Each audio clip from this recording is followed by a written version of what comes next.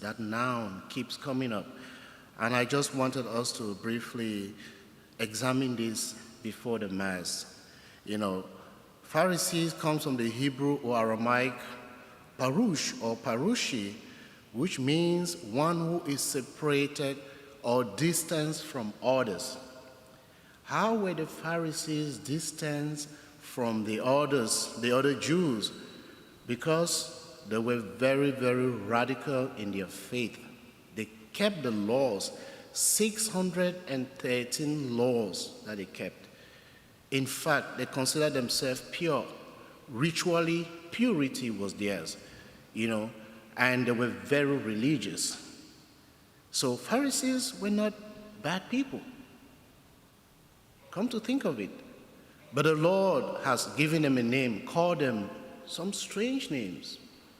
Vipers, hypocrites. So, what is the mind of Jesus? That is different from what is the mind of Pharisees. It's difficult to exhaust a divine mind because it's divine, okay?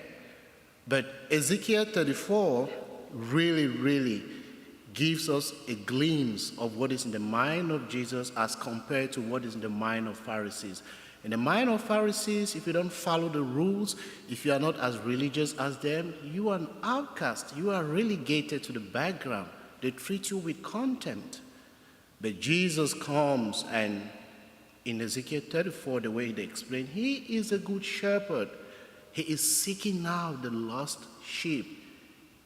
And that is, challenging to the intellectual capacity of the Pharisee. So, as followers of Jesus, we have a different approach toward things. The single-mindedness of the Pharisees resulted in a harsh and uncharitable emphasis on legal aspect of religions at the expense of charity and love. And this is so important. Jesus brings us mercy, love. Come to think about it, in the American political system, it's like if you don't follow the rules that a party is promoting, then you are almost like an outcast. No, we have to treat one another with that love, respect, and dignity as Jesus himself, teaches.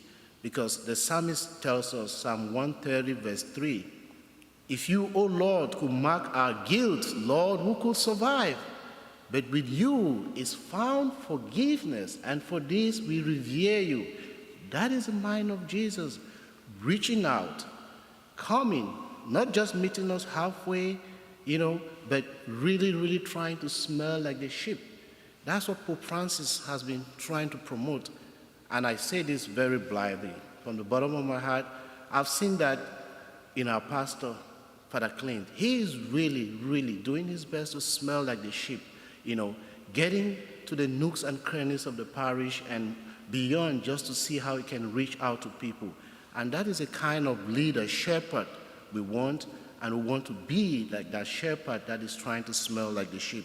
So our intellectual security of the laws of the church should not obscure our visibility about the dignity in every human person and the protection of the weak and the vulnerable in our society.